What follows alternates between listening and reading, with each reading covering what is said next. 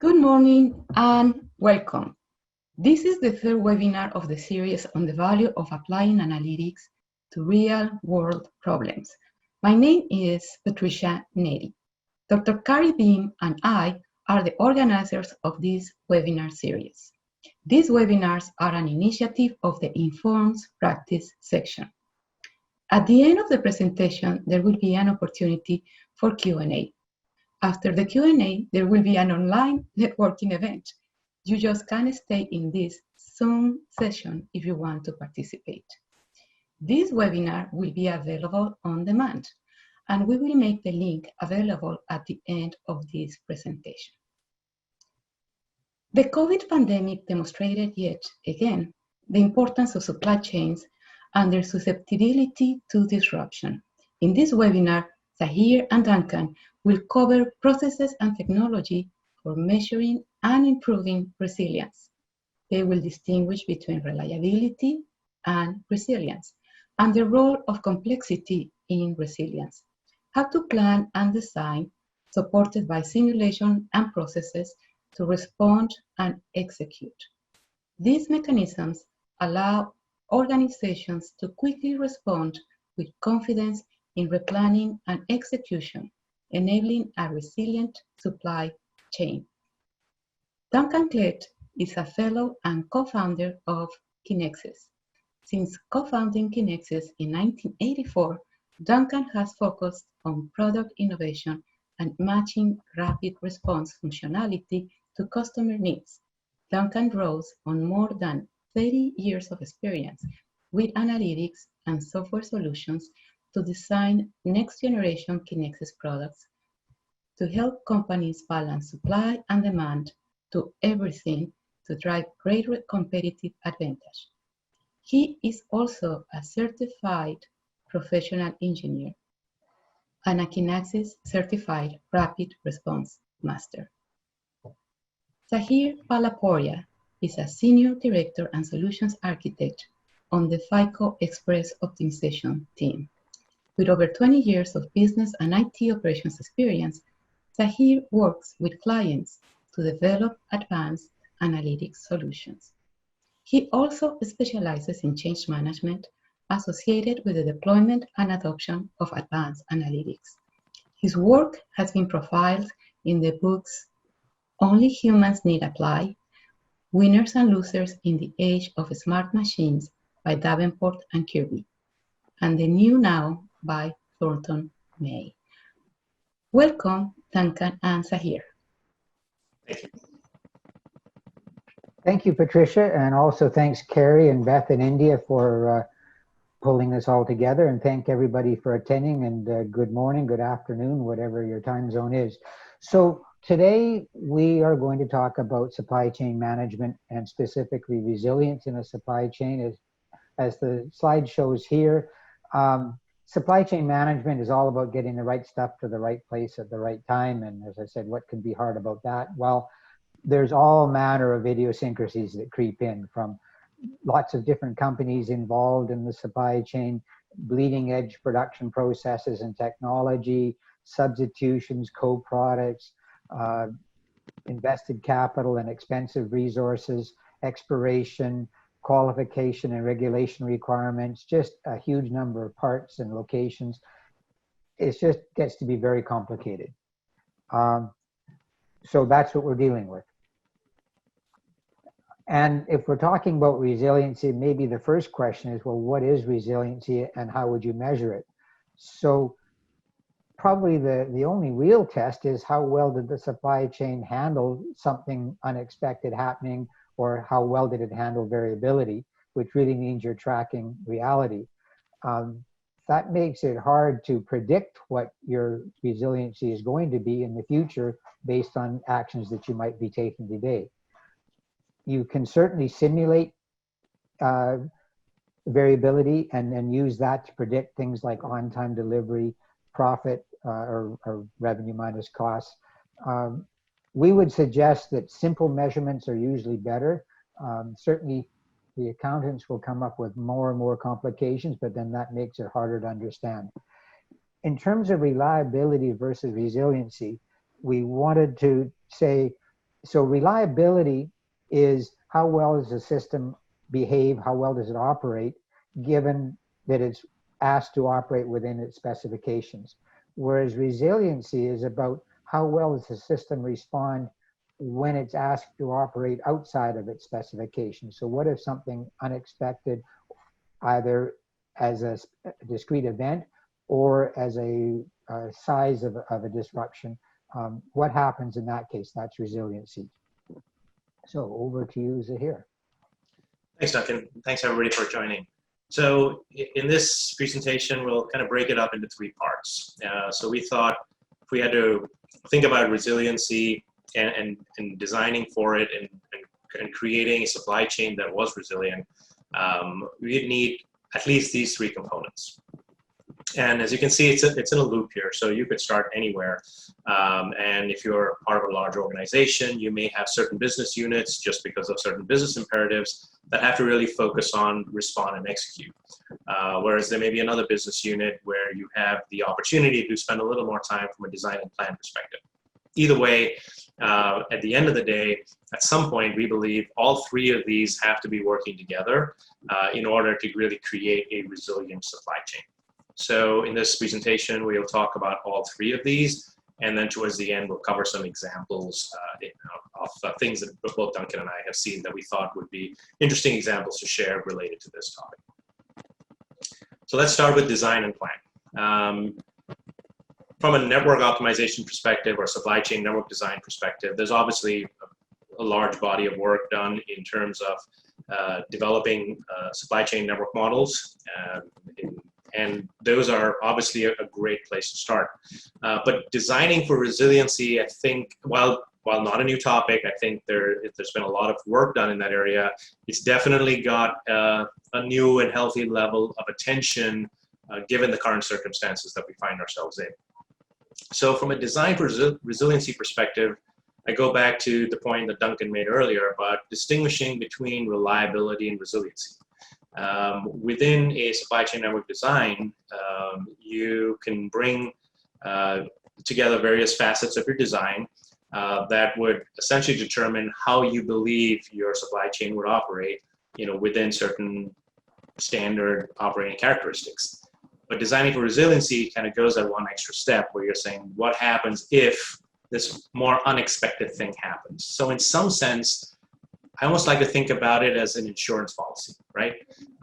You're hoping that this doesn't happen, but if it did happen, how would I respond? How would the system respond, actually, to this kind of a disruption? So the design for resiliency piece, I think, goes beyond the reliability aspects of any design, and you can borrow quite heavily, I think, from what we know in terms of mechanical design, and in terms of design of products, how products can be designed, to be very reliable for various operating characteristics. We like to have that on our cars, for example, right? We don't want our cars breaking down when we just drive to the grocery store. But if we took a car that was generally designed for driving back and forth, commuting to work, and we took it off-road, you may notice that it wasn't quite behaving the way it should, and it might break down, which is understandable because you're using it outside of its expected performance characteristics. But how quickly can you get that car back into shape so you're driving again? I think it's more a question of how you would think about resiliency. And add that idea from a supply chain perspective is how quickly can you get back to operational if something unexpected happens.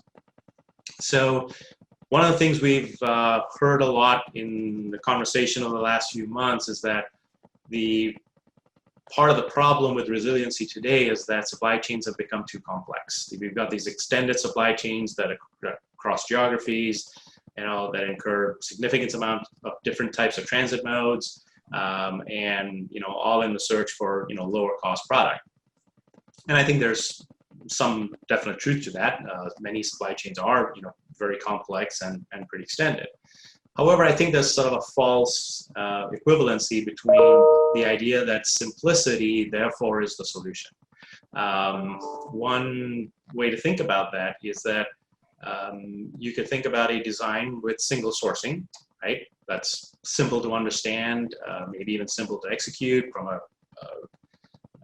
consumer perspective, I may think that, okay, I'm getting all my stuff from one place. That makes it easy. I know where to get it, where it's coming from. From a supplier perspective, I know exactly who I'm shipping to. Those beautiful maps look perfect, right? You've got the distribution centers going out to the warehouses going out to customers. It all flows perfectly. So it's much more simple from a design perspective, and it might even be lower cost. However, you introduce essentially single points of failure. And single points of failure, as we know, are not good from a reliability or redundancy perspective, resiliency perspective. So simplicity isn't necessarily the answer. There's going to have to be some level of complexity to create a level of redundancy within your supply chain. And I think from an optimization perspective, it brings in sort of the challenge and the beauty of optimization, which is to find those structures within a complex supply chain that allow you to build in, although some level of complexity, but at the lowest level of cost, so that you can achieve that balance between getting the right level of reliability and resiliency within your supply chain with the least amount of complexity that you need to have. So from a network design perspective, I think those are key aspects we're going to talk about. And tying into this idea of complexity versus simplicity, Duncan, you were going to talk about examples in alternative sourcing and segmentation. Mm-hmm. Thank you. Yeah, so alternative sources, this is tying in with what Zahir mentioned about insurance policies. So if you spend a little extra money, it could be a lot or a little, you can certainly get a more resilient or agile supply chain, but it has a cost. So if you're carrying unused capacity, you are paying the carrying cost on that asset. If you have extra suppliers, alternative suppliers, you're placing extra orders potentially, or you're asking your suppliers to carry unused capacity. All of this does add cost, but it also allows you or provides that insurance policy that if you need more from one place, you have a bit of buffer, you have a bit of extra space. At the very least, if you have additional suppliers arranged, even if you're not using them, at least you know they're qualified and ready to spring into action if and when you need them. The last 2 points here referred to some ideas, which I'll talk about in just a minute longer. Some of our customers have looked at moving their production closer to the market. So not necessarily purely the lowest cost, but kind of the lowest cost with a resiliency factor built in. So producing some portion of demand, or satisfying some portion of the demand closer to that particular market. And again, different plants, different lines, different suppliers, different resources. So this is the approach one of our customers use, and I think probably others are as well. They looked at their overall demand and realized that it was running at a level. There was a lot of variability, but there's, if you like, there was kind of a baseline level. So they said, let's produce that baseline level, solid, steady production at the lowest cost, high volume, just turn the crank and produce lots of product. To cover the swings and ups and downs, they moved that to a facility closer to the market or markets. And so they're building that close to the market. It also means, though, that they could move production back and forth. So if the low-cost facility was to become unavailable, they have skills and resources already in place at other locations, so they can move more production there. If the near-to-market facility was to become inoperable, they could push more production into their low cost. It would have a longer lead time probably, but they wouldn't be dead in the water. Similarly, on the capacity side, normally people think, well, let's figure out what my average utilization is or my average need is. And if I have enough capacity to cover that, I'm in good shape. But the queuing theory people will tell us that that's actually a recipe for disaster. If you only have enough capacity to cover your average demand, and you have any variability at all, your backlog will ultimately become infinitely long. So I ran some simulations and discovered that is exactly what it showed you. So the the blue is the demand, which fluctuates. It's a normal distribution, average 10 per period, standard deviation of 2 units or COV of 20%. The capacity is the red line. Capacity is at 10. And you can see that the output caps out, of course, at 10 units per period. So the backlog starts off more or less reasonable, but as soon as there's any spike in the demand, then the backlog starts to grow. Because you weren't able to use the unused capacity at the beginning, your backlog just continues to grow. So then if you say, well, let's increase my capacity to 11, so half of my coefficient of variation coverage, this looks pretty good. If you increase it to 12 units of capacity, the backlog does get a little bit in that period of high demand, but it's pretty much manageable. So as a rule of thumb, I'd suggest if you set your capacity at the average plus 1 standard deviation, you're probably in good shape. Now, there are probably some people on this webinar that know the underlying math, which I was not able to find, that would actually come up with a specific number of what the rule should be as to how much extra capacity you should provide. But clearly, you need to have some buffer in your capacity in order not to have an infinite backlog or even an unreasonable backlog developing. And then that leads us into segmentation. So you've got products with different characteristics and you have supply chains with different characteristics, and you want to balance the cost and the time to service and the service level and your flexibility between the two and come up with appropriate strategies for each of these different segments. And there's other categories, other ways of categorizing it as well. This particular one is looking at variability and volume. So the low volume, high variability is the hardest one to manage, maybe. The high volume repeatable is probably the easiest. You just make it all the time. And then the other two quadrants, again, you would come up with appropriate strategies for dealing with these. And interesting to note, certainly pre-COVID and probably coming back once things return to something resembling normal, the market trend has been towards more variability, lower volume, more variability, but and there's personalization and things like that, which makes the supply chain challenge that much more complicated and challenging. I've been particularly intrigued by this notion proposed by Ian Glenday, called the Glenday Sieve, as he called it. It's kind of an extension of the Pareto principle. So he noticed that 6% of his products represented 50% of his sales volume. And he tried this analysis in other industries and other areas, and it pretty much held. We've run a similar analysis on some of our customer data, and we've seen as low as 2% of the products represented 50% of the sales volume. The next 44%, bringing us up to 50% of our products, gets us to 95% of our sales volume. The next 20% gives 4 more percent, so 99%, and 30% of the products represent the last 1% of sales volume.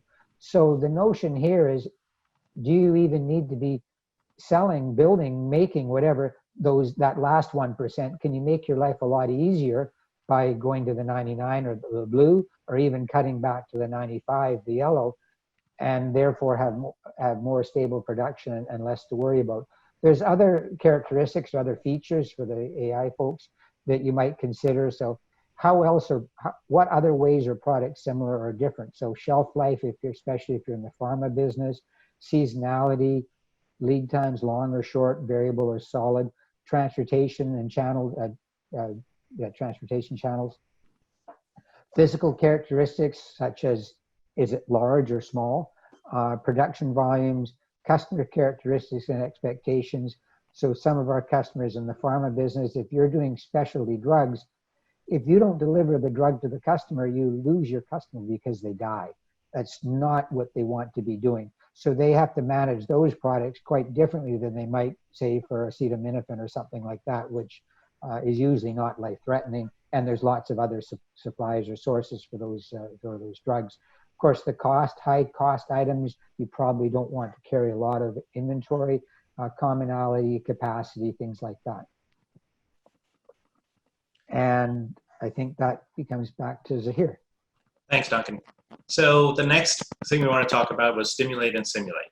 And we purposely had it written that way because really, for starters, stimulating ideas, brainstorming, ideas, to create proposals, I think are very, very important to improve resiliency.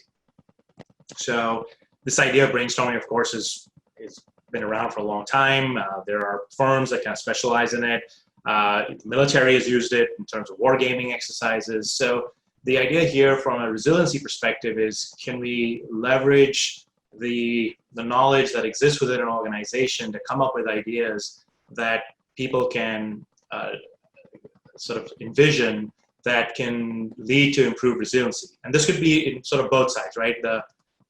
It's not necessarily the solution that improves resiliency, but it's the idea, like, what if this happens, then what would we do? That's just as important as, we would do this, and therefore we are resilient to that. So coming up with those ideas is a very, very important aspect of this whole concept of building resiliency, because if you haven't thought about it, it's quite possible that you've missed something and your system may not be resilient to that.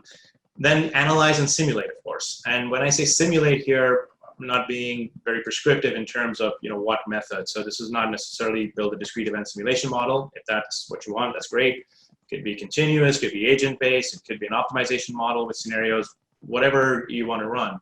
But the idea is really, once you brainstorm some of these potential disruptions that could happen to your supply chain, you need to analyze and simulate what might happen with your system. And of course, the best way to do that would be with a model, or I guess the term that people use today more often is digital twin. Either way, they both essentially mean the same thing. So being able to actually exercise some model with that disruption to see kind of how your system behaves. Which gets to the next point, which is derive understanding. So it's not just enough to envision what might happen and then simulate that, but you really want to derive understanding of really, how did my supply chain, how did my system react to that, and what's going on? And as I build in some additional capability, right, why is that improving or not improving resiliency under those circumstances? So deriving that understanding is critically important, because then you can go on to improve policies and operating practices, or build out maybe additional infrastructure or additional sources of resiliency, whatever it might be. But you kind of have to go through all 4 of those steps to really get through understanding how your system will react to those kinds of disruptions that are not within sort of the reliability scope of your supply chain design. Okay. So on the next slide, Duncan. Yeah. Thank you. Yeah, so here's, again, a little different way of looking at a supply chain. You've got your supply chain management, which I would propose, or we would propose, is really a control system, and we'll talk about that a little bit more. The actions coming out of that control system are supply order actions, such as releasing a new order, expediting or delaying an order, canceling an order, and allocating supply and resources, capacity, to meeting the demands. The execution is the actual real supply chain. Out of that comes a lot of data, examples on hand, inventory, etc. And driving the whole thing are your settings, which is really what you want to achieve. In reality, you really want to have no inventory, and you want all your orders satisfied, all your demands satisfied on time, but there's some other things to consider too. So this really is a control system.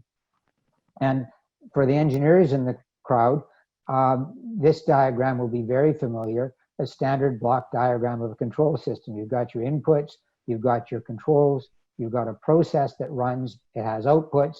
Output from that is fed back, which creates an error signal, which then adjusts the control system. So think of the cruise control in your car. They work really well now. They typically use what's called a PID, proportional integral derivative controller, monitoring the speed that the car is at about 1,000 times a second, and adjusting the throttle correspondingly about 1,000 times a second. One of the key learnings coming out of control system theory is the impact of delay. So again, I mentioned the cruise control operates about 1,000 times a second. Think of how well your cruise control would not operate if it was sampling the speed once a minute. You would be accelerating like crazy and overshooting, and then when it finally adjusts the throttle, you would slow down to a crawl because it would overcompensate, and it would really not be stable. So that is in fact what is driving the bullwhip effect in supply chains. Now, the control system folks have come up with a solution to this. For processes where the rate of change of the process itself is much faster than the rate of change of the control system is slower than the rate of change of the inputs, then you introduce a process model, or a digital twin if you want to call it that, which helps adjust the control. So it predicts what the process is going to do, and therefore it adjusts the control system according to the prediction, and that ends up with a much better control of the overall environment. So this is one of the reasons why the digital twin in supply chain management, supply chain planning works so well. And I think that's, yeah. And this then ties in with system dynamics, which is back to Zahir. Yeah, and I came to this control theory idea much later in my career in education, but through the study of system dynamics, and actually went back to grad school to pursue the study of system dynamics. So here's an example of a stock and flow diagram of a supply chain, and the idea of feedback loops within the supply chain are critical aspects of it. So here in system dynamics, you're using the principles of control theory really to model any system. Here we'll focus on supply chains. And as we understand the impact of feedback loops, and as Duncan pointed out, the delays within the loops, you really start to understand how why your system behaves the way it does, and how it reacts to certain things. So there's even the idea of loop dominance. So as you understand these feedback loops, not all loops are dominant at all times. Some loops will be more dominant certain times, driving certain kinds of behavior. Other loops will become dominant at other times, and if you have balancing loops that sort of try to balance inventory levels, for example, if they're going up, they try to bring it down. If they're going down, try to bring them up. Those aspects start playing together. And understanding those is critical, and system dynamics is a great way to do that. So the beer game, which many folks in supply chain and other domains are familiar with, is really a great idea, is a great game that demonstrates this classic example of the bullwhip effect. And it really came out of the system dynamics program at MIT. So some of the key lessons learned from the beer game are on the next slide. And it's hard to summarize all that literature into one slide, but here's my best attempt at that. So I had the benefit of playing the beer game facilitated by John Sturman at MIT, which is just fantastic. And it really sort of said some of these key ideas sunk in and has stuck with me for a long time. So the idea of structure drives behavior is so critical. Many times, especially if you played the beer game, it's so easy to point upstream or downstream and say, you know what, it was their fault. I didn't do stupid things. The other person did stupid things, which forced me to do stupid things, and that's why we ended up in this big bullwhip effect. So it's a very sort of classic outcome of the beer game, is all this finger pointing upstream, downstream. But it's really not that as much as it is the structure and how people generally behave in those structures. And then if you change the structure in a certain way, you can actually create a much more resilient system, or a system that has better damping, so you don't have these big effects. The next thing is sort of keeping track of the less visible information is important. So in supply chain terms, pipeline inventory would be a great example. I had a very physical experience with that in my past jobs. It was many years ago.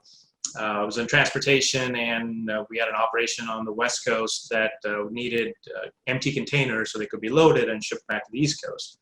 And it was one of those Monday morning operations calls, and they were like, we're running out of containers, we need more containers. And there was all the scrambling going on to get them more containers.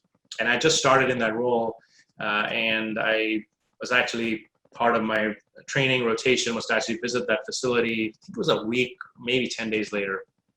And when I got there, the facility manager was walking me around, and he took me to this upper level location where we could kind of look out over the yard. And there was this sea of containers out there. I said, hey, the last call I was on, you guys were running out of containers. What happened? Like, oh yeah, they all showed up. Now we've got too many, and blah, blah, blah. So it was just this classic example of overreacting to the situation and sort of losing track of some of the less visible information within the system. Is that the actions had already been taken, and you just had to wait for it to play out, and doing anything more was just overreacting to the same situation.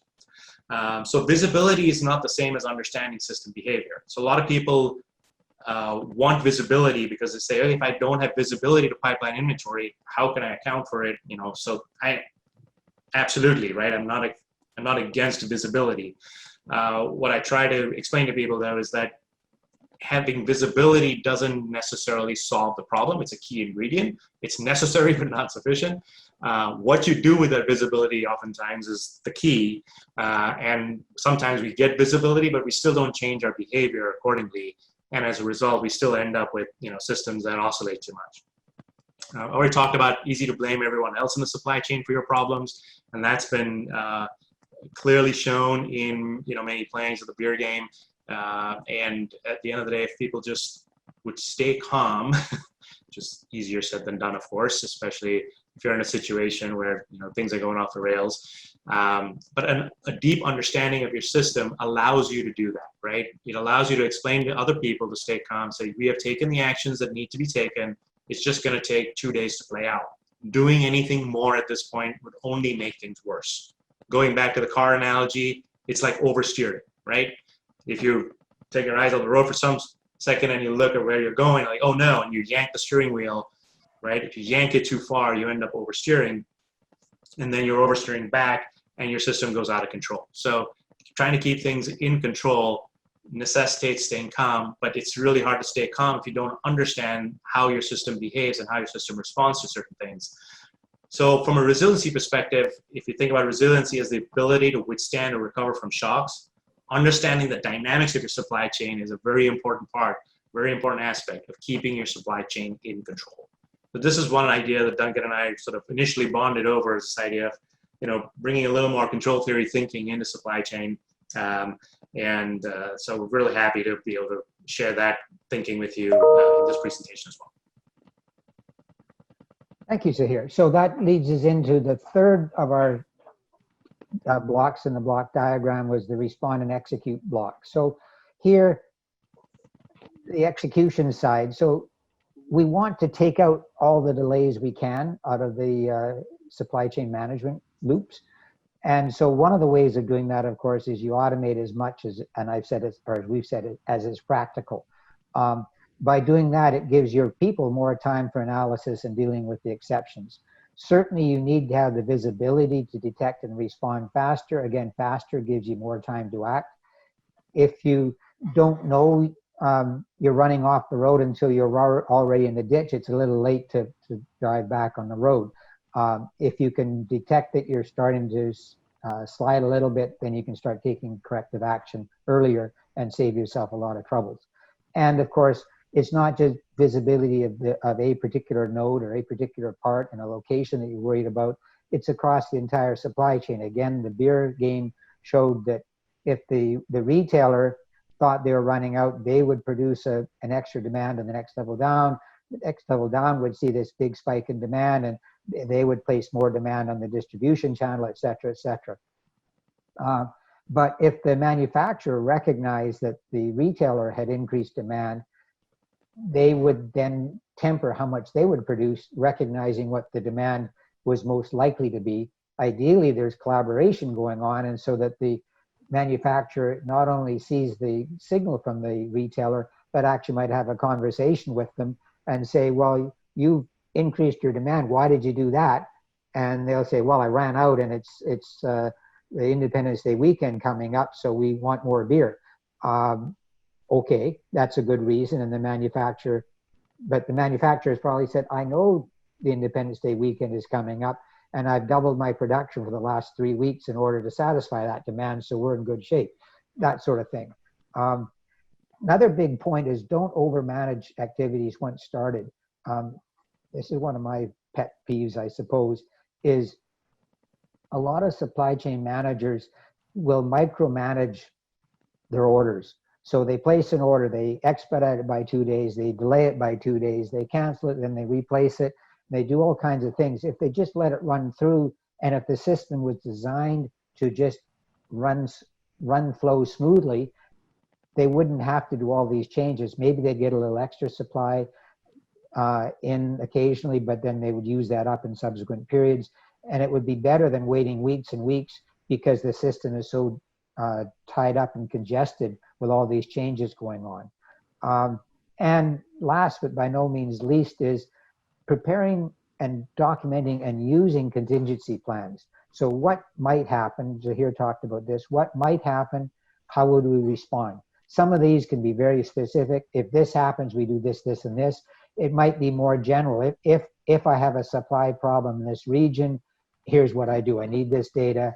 I would look at this, I would analyze this, and here's potential mitigations I could take as part of my contingency plan. But some of the analysis would have to be done at the time because there are just too many variables to do contingency plans for everything. Execution depends on planning and systems. So anything you can do in your execution to improve flow, such as lean, some zero inventory principles, things like that, for sure that helps. So lean, if you can reduce your lot sizes and reduce your lead times, that's a big win. It helps the entire system. You need a plan for sure, but you need some amount of agility in it. Speed versus perfection is an interesting question. Do I come up with the absolute best optimized plan that works for the data, the situation I have this instant? Or am I better to come up with a plan quickly, which might not be quite so perfect, but might also be more resilient? And that leads into the question of heuristics versus or with mathematical optimization. We're seeing a lot of evidence that the two working together is a very workable, manageable approach. So optimization gives you great results, except it sometimes takes longer to run, and in some cases it overfits. Heuristics might be a great starting point for an optimization. So if you can rule out a lot of the possible paths for the mathematical optimization using heuristics by giving it a better starting point, your optimization can run significantly faster, which gives you that speed versus, well, gives you better speed and perfection, which is a win on both sides. And certainly analyzing possibilities, doing what if scenarios, looking at the uncertainties. So what if the order does come in? What if the order doesn't come in? What if it comes in early? What if it comes in late? What if this supply does or does not arrive when I expect it to? All those things can be analyzed, which then leads us into some examples. I'll start out with the examples, and we both came up with 3 that we thought kind of connected best given our experience, especially over the last few months. So the first example that came to my mind was one of our airline customers as they were looking at airline seat capacity planning. So again, I've been on lots of planes until March, but I haven't been on a plane since then. But as you can understand, they were looking at all different configurations of, empty seats and empty rows and all this kind of stuff. So their ability to build a model for their, so this would be the OR shop within the airline supporting their internal customers.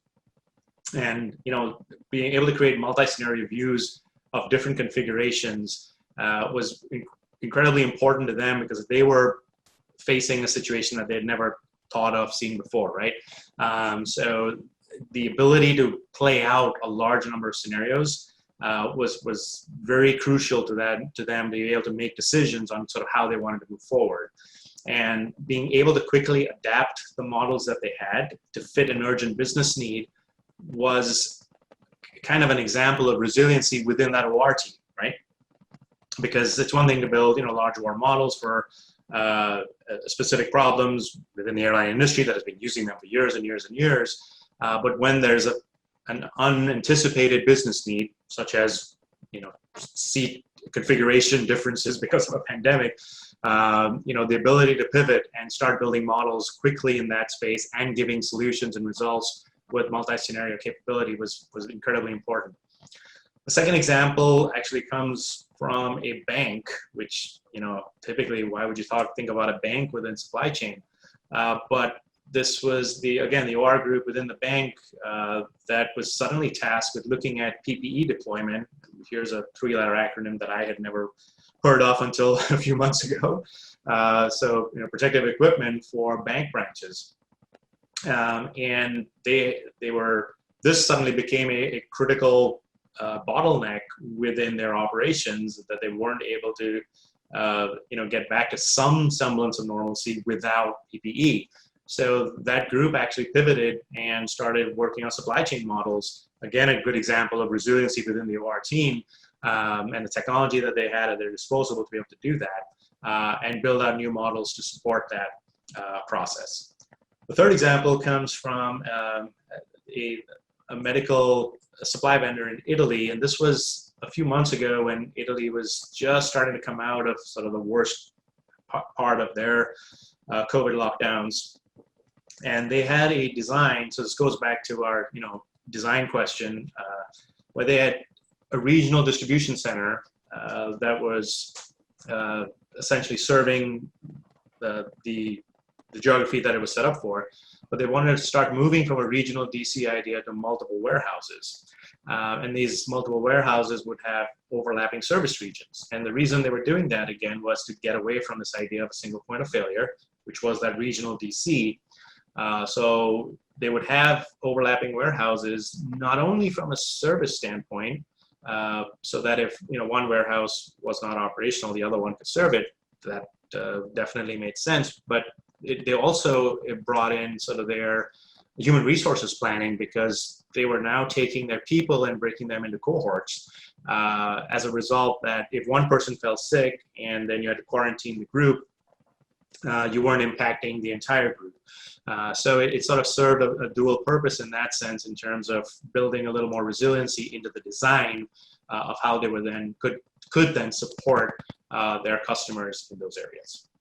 So with this idea of kind of looking at alternate designs,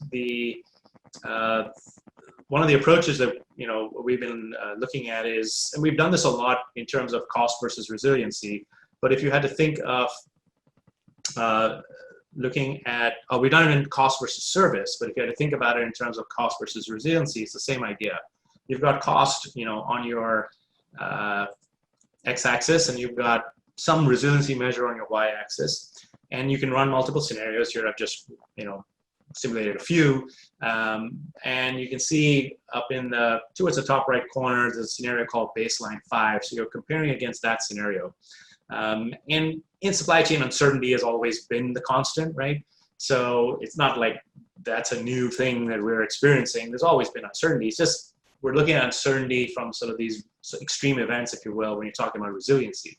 So if you could quantify resiliency as a function of your design goals, could you then understand the trade-offs to balance cost and resiliency? So in this case, baseline 5 is kind of up there in that top right corner.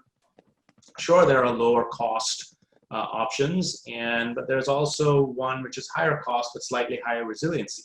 So optimal 7 as a scenario is up in that top right corner, but then optimal 5 has a little less resiliency but for a lot less cost.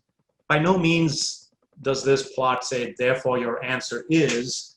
It really depends on other factors and other business needs, what the business strategy might be, but it's a much, much, much better way of zeroing in on scenarios that you really want to look at more deeply and understand.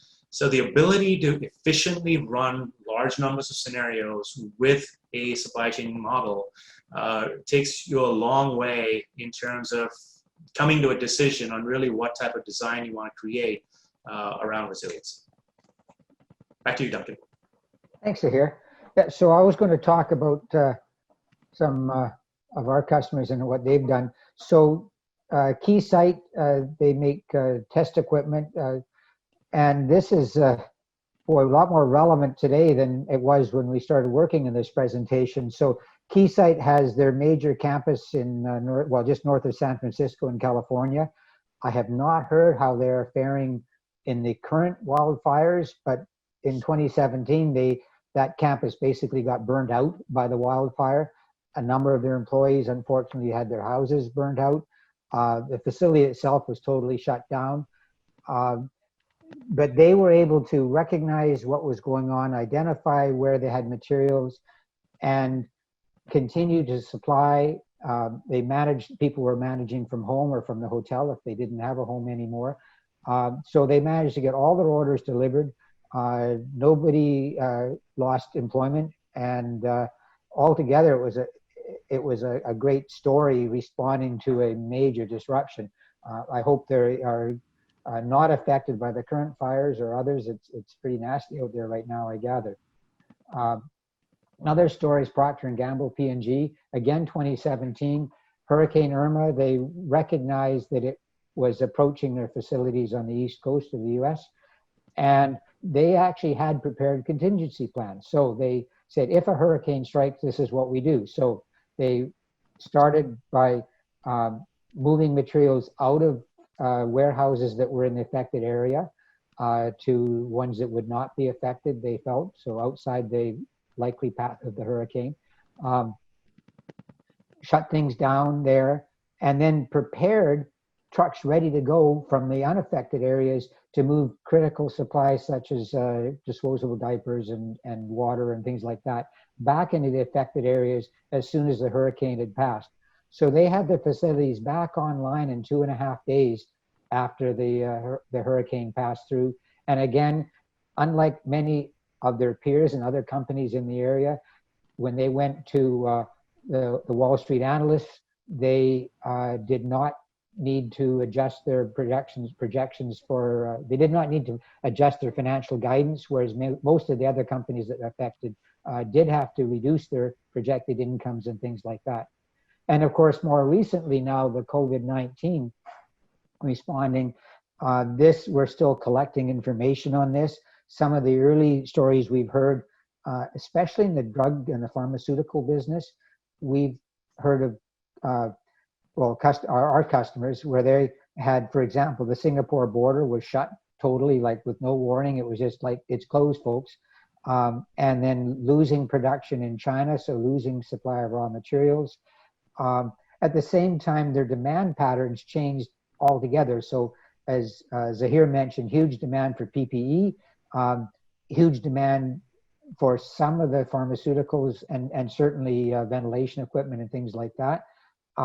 Whereas demand for elective surgeries and equipment and resources needed for elective surgeries went to zero instantaneously. So again, huge major disruption. How do they detect what's going on? How do they recognize where the materials are that they need? How do they shut down quickly? And how do they know when to open up again once materials and people become available again? How do you turn the China facility back on, for example?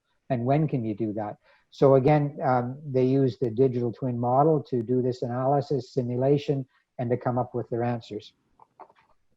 So overall, our key takeaways on this is supply chain management, probably like most other management systems, you really need to take a holistic view. So it's people, processes, and systems, and not one size fitting everything. So categorize and segmenting it. Design, simulate, execute. So design for the best situation, prepare for the worst, and optimize while accounting for uncertainty, and be ready to adjust, adapt, respond, identify, and respond quickly. So I think that's what we had for our presentation. Here's our websites. The slides will be sent out, and so these links will be live, otherwise FICO.com or Kinaxis.com. And I think that takes us to questions. So I think back to Carrie, are you running the questions or is that Patricia? Yes, I get to run the first question. Thank you so much for an informative webinar. I'm opening my eyes to supply chains in entirely new ways. So our first question is from Zaidi Ortiz, and he asks, or she asks, can you elaborate on the role of digital twins to analyze and simulate the resiliency of supply chains? Okay, do you want me to start with that one, Zahir? Sure. Okay, so I think that's a great question, and the idea of being able to do this is expands so much greatly when you have a digital twin, right? So when people say digital twin, to me, it's a model of your supply chain. The tricky part, I think, with digital twins are, again, how people interpret what they really are, right? So you could think of a digital twin as a very detailed, digital representation of your entire supply chain, or maybe just a particular manufacturing plant. So I would definitely make sure that whatever digital twin you're creating, though, has a very specific purpose in mind. I am not a fan, and I caution against this sort of build the twin and all your other problems will be solved. I think you have to go purpose built. And if you're doing it for supply chain resiliency, build your digital twin at the right level of detail, which allows you to then do a lot of the things that Duncan and I have talked about, which is almost impossible to do if you didn't have it. Once you have it, though, it opens up a world of options. The approach we generally take is building a supply chain and network design model, fundamentally set up as an optimization model, but then being able to run a large number of scenarios using that model, and maybe using the technology to actually automate the scenario running even, and then categorizing the results in a certain way so that you can dive into the ones that you really want to look for. But the digital twin is, I think, a key component.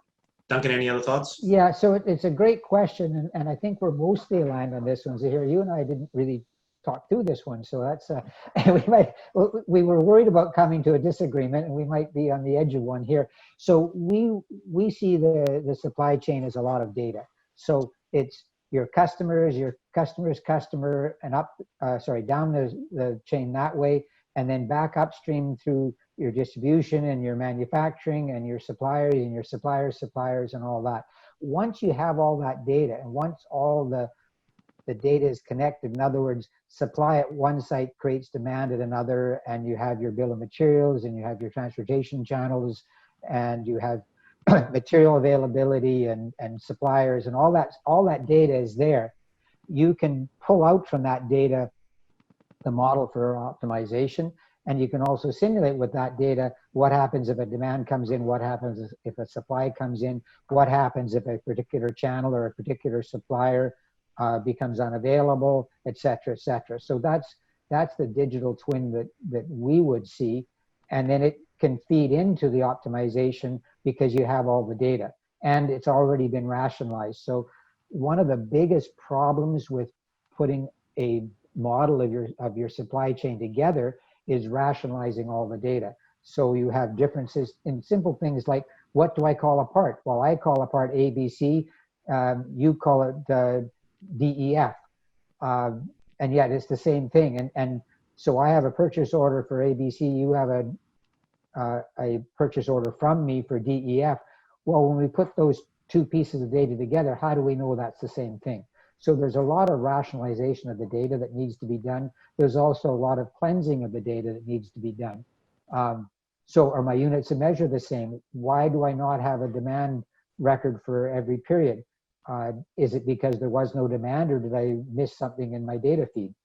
These things all need to be figured out. Once you have that all in place, and once you're maintaining it and you believe it and you trust it, now you're in a great position to actually do something with a digital twin. Probably fantastic. too long an answer, but back to anybody else. Yeah. Yay, fantastic. I think Patricia has the next question. Yeah, we have more questions. How can we define or consider effect of internal and external threats, disruptions on the resilience of the supply chain? So I think this one comes back to... You go, okay. Sorry, just some credit. It really comes down to this question of how do you measure resiliency? I think that's what I'm getting from this question. That's a great question too. I don't think there's sort of one definition for that out there. So our approach right now is to say, whatever the system demands in terms of its definition for measuring resiliency, we should be able to accommodate that in any kind of network design and network model that you create, and then be allowed to, run scenarios around that. So that's my short answer to that. Yeah, I would extend that as we said in measuring, looking after the fact really isn't much good if you're trying to set up a good system. So if you can simulate the effect of a change, so you can simulate, as I said, what if my supply doesn't arrive when I expect it to? What if this supplier becomes inoperable? What if there's a regulatory change that I'm not allowed to import a particular product into a particular country, all of which we've seen. You can do those simulations, and back to the digital twin, you can do those simulations and measure the impact. Which customer orders are affected? Are they never available? Are they available late? Are they available early? You can also do more advanced simulations and say, well, what if I plan my replenishment based on my forecast, but my actual orders are somehow some randomized distribution about me, about that forecast? Or just what if my actual orders are not at all like what I predicted? How would my supply chain react in that case? So you can do those sorts of simulations, and again, measuring those simple measurements.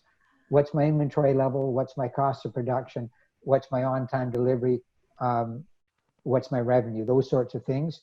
And that will give you a feel for how resilient that design of your supply chain is to disruptions.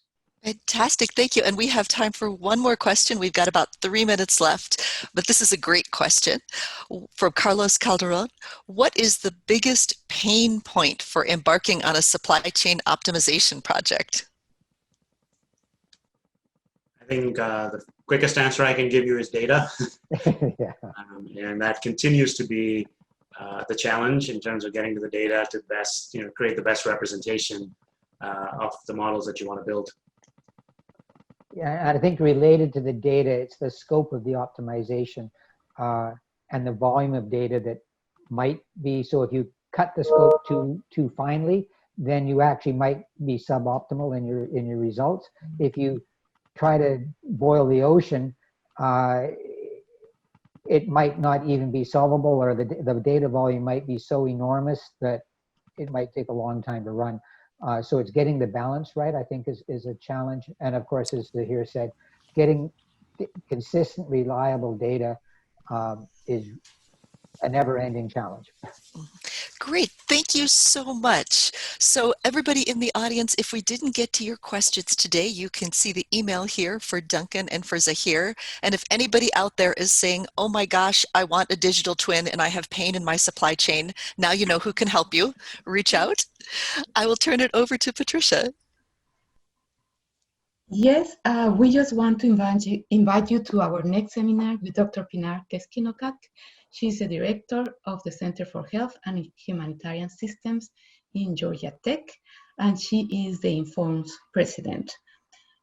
It will be on Friday, October 9 at noon EST. And please, next slide. We would like you to participate in the virtual networking happy hour on Friday, the 28th is the last Friday of every month from 5 to 6 Eastern, and you will be able to register here.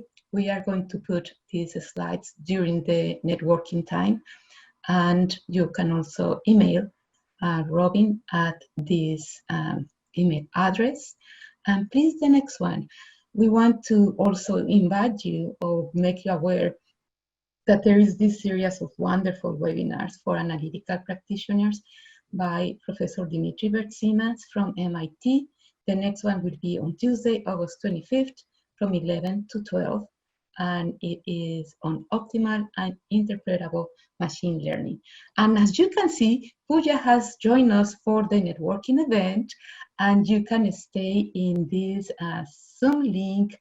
We are testing how well is it going to work with just one link, but let's try to do it today. If we need more links and chat rooms for the next networking event, we will prepare for that. But thank you very much, Duncan and Zahir. We learned very much about supply chain, and we appreciate that you will let us also post your video in the practice section Connect Web. So thank you very much. Thank you, Pooja. Most welcome. Thank you.